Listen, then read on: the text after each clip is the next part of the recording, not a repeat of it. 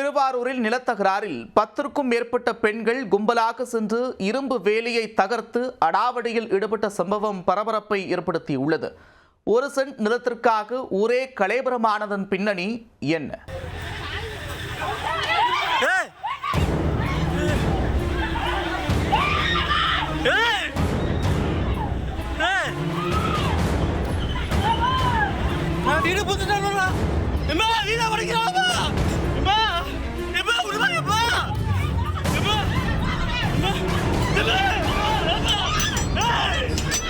ஐயோ, வீட்டுக்குள்ள வந்துட்டாங்களே, அம்மா 100க்கு போன் பண்ணுமா?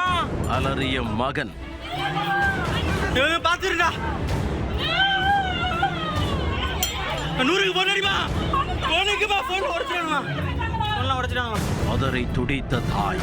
இடப்பிரச்சனையில் பெண்கள் அத்துமீறி நுழைந்து தாக்குதல் நடத்திய வீடியோ வெளியான நிலையில் இருதரப்பினர் மீதும் வழக்கு பதிவு செய்யப்பட்டுள்ளது. பெண்கள் வரிந்து கட்டி சண்டைக்கு வரும் அளவிற்கு நடந்தது என்ன? திருவாரூரில் நகர பகுதிக்கு உட்பட்ட ராம்கேசாலை பகுதியில் வசித்து வரும் தம்பதி செந்தில், ராதிகா. செந்தில் கொத்தனாராக வேலை பார்த்து வருகிறார். இந்த தம்பதிக்கு ஒரு மகனும் மகளும் உள்ளனர். செந்தில் தனது வீட்டிற்கு அருகில் உள்ள 480 சதுரடி நிலத்தை அம்ருதீன் அன்சாரி என்பவரிடமிருந்து 10 ஆண்டுகளுக்கு முன்பு வாங்கியுள்ளார். அந்த நிலம் அரசு புறம்போக்கு நிலம் என கூறி அதே பகுதியைச் சேர்ந்த ரத்தினம் மற்றும் அவரது குடும்பத்தினர் தகராறு செய்து வந்துள்ளனர்.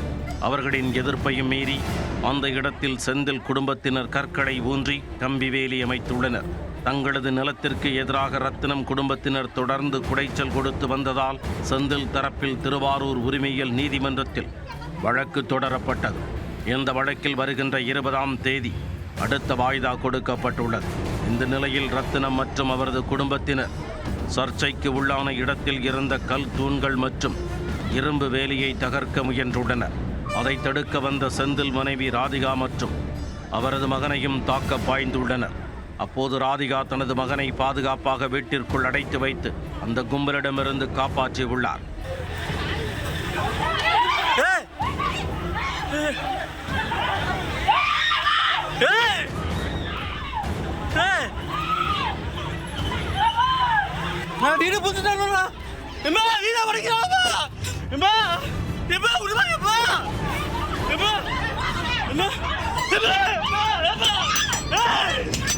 தொடர்ந்து அடாவடியில் ஈடுபட்ட ரத்தினம் குடும்பத்தினர் கும்பலாக ஒன்று சேர்ந்து தனியாக நின்றிருந்த ராதிகாவை தாக்கி மிரட்டல் விடுத்தனர்.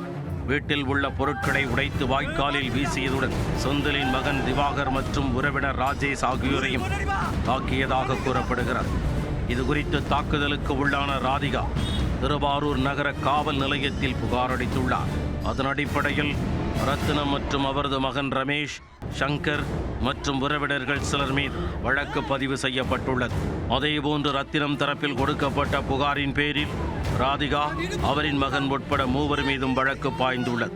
1 சென்ட் நிலத்திற்காக 15ற்கு மேற்பட்ட பெண்கள் கும்பலாக சென்று இரும்பு வேலியை தகர்த்து ரகளையில் ஈடுபட்ட சம்பவத்தால் ஊரே கலவரமானது.